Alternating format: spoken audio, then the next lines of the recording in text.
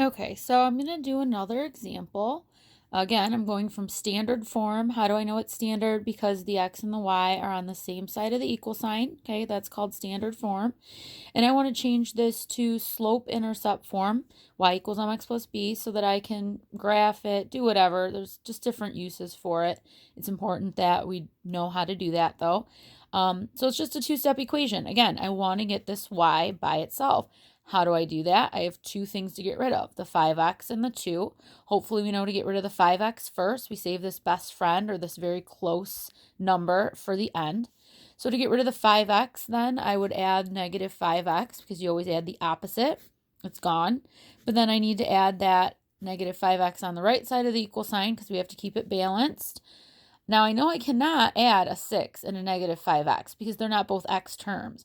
So all I can do is just bring this negative 5x down and then bring down this 6. It's a positive 6, so I'll put plus 6. If that had been a negative 6, I would have written minus 6. All right, and then on the other side of the equal sign, I still have this 2y, so I'm going to bring that down. And now I know I need to go ahead and divide by 2 because it's multiplied, so I divide. And then you have to divide by 2 over here, but again, you have to divide both of them. You can't pick which one you want to divide. You have to divide them both. So negative 5 divided by 2 again is a decimal. You don't want your slope to be a decimal. So just leave it negative 5 over 2. Okay? And then 6 divided by 2 is 3, so plus 3. So now you have y equals mx plus b form.